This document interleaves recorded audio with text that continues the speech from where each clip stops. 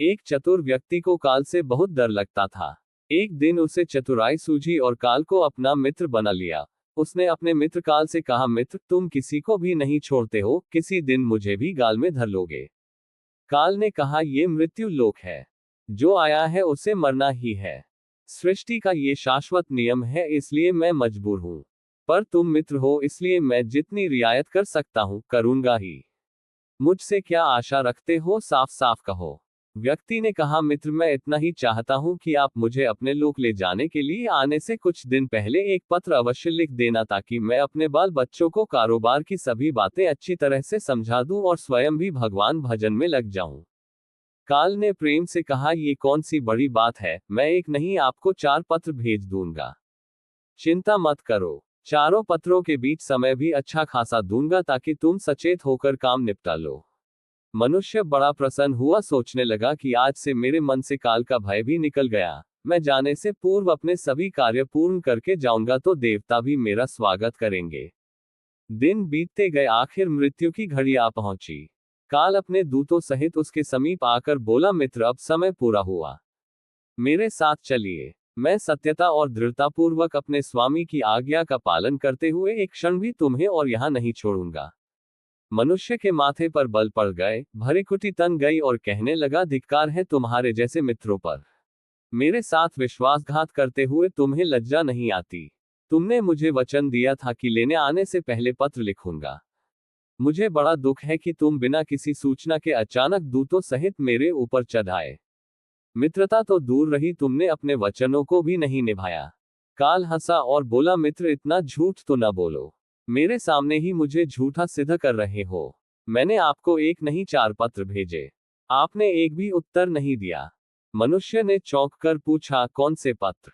कोई प्रमाण है? मुझे पत्र प्राप्त होने की कोई डाक रसीद आपके पास है तो दिखाओ। काल ने कहा, मित्र, घबराओ नहीं, मेरे चारों पत्र इस समय आपके पास मौजूद हैं।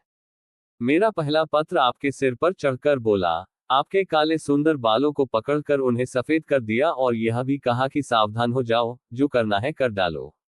नाम बढ़ाए और धन संग्रह के झंझटों को छोड़कर भजन में लग जाओ। पर मेरे पत्र का आपके ऊपर जरा भी असर नहीं हुआ। बनावटी रंग लगाकर आपने अपने बालों को फिर से काला कर लिया और पुनः जवान बनने के सपनों में खो गए। आज तक मेरे श्वेत अक्षर आपके सिर पर लिखे हुए हैं। कुछ दिन बाद मैंने दूसरा पत्र आपके नेत्रों के प्रति भेजा।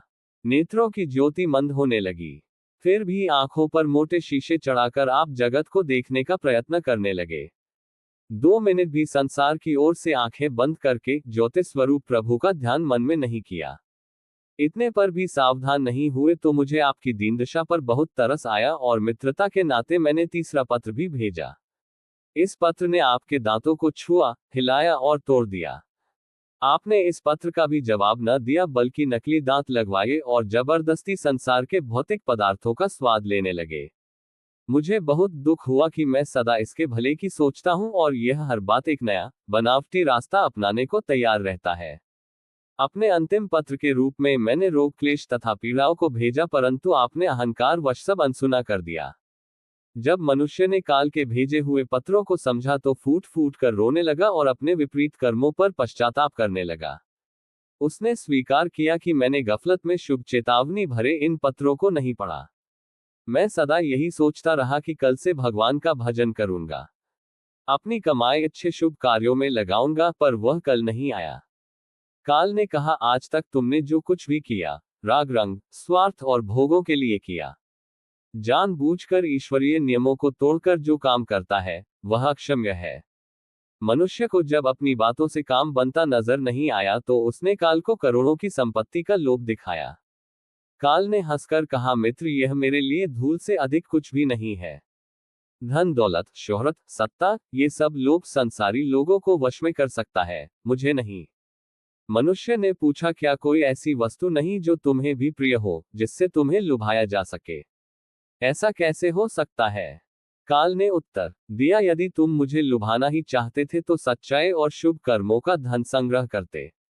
यह ऐसा धन है जिसके आगे मैं विवश हो सकता था, अपने निर्णय पर पुनर्विचार को बाध्य हो सकता था।